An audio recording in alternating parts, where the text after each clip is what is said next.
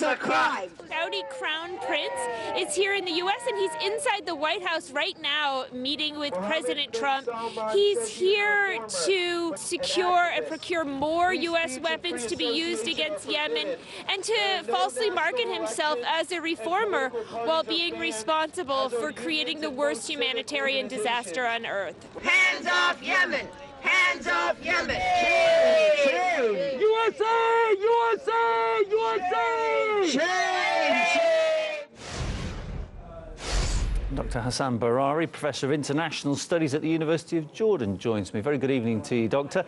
Donald Trump wants to sell the Saudis more weapons. He made that very clear. What kind of leverage does that give to Riyadh?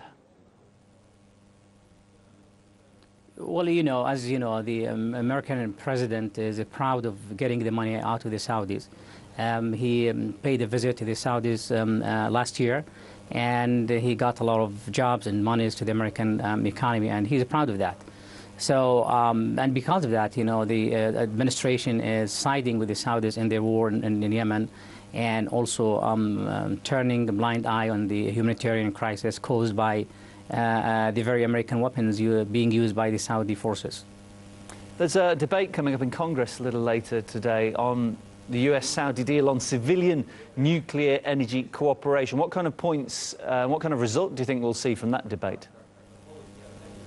Well, it tells us as audience that there's, I mean, the Americans are divided when it comes to the relations with with Saudi Arabia.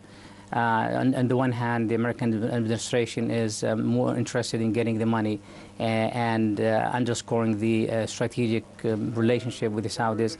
But on the other hand, there are those people who are really not happy with what the Saudis have been doing in the region, and in Syria, and in Lebanon, in Iraq, and particularly in Yemen. And the record when it comes to human rights is really not something that the Saudis can be proud of. So those voices in America are very sensitive to those, and they believe that supporting the war in Yemen is something that should come to an end. Now, the Saudi Crown Prince has commented on the concept of pursuing a nuclear program in order to counter Iran. Let's listen to the exact words spoken. Saudi Arabia does not want to acquire any nuclear bomb. But without a doubt, if Iran developed a nuclear bomb, we will follow suit as soon as possible. So, I mean, it's all hypothetical at this point, but if Iran was to get a nuclear weapon, do you think that Washington would help the Saudis in that area? Well, yeah, I think so. Yeah, the only problem here is will be Israel. The Israelis would be very mad at the Americans if they support the Saudis in their nuclear attempt. But it's all hypothetical. I don't think that the Iranians will go that far, because it would probably create a different dynamics in the region, and it would set off a kind of arm race in the region that would be detrimental to the stability. I think great powers will not allow to this dynamic to take up in the region. But again, if Iran managed to get its hand on a bomb, like nuclear bomb, I think the Saudis would follow suit. There's no question about that. Dr. Barari, appreciate your time. My guest, Dr. Hassan Barari, Professor of International Studies at the University of Jordan. Thank you.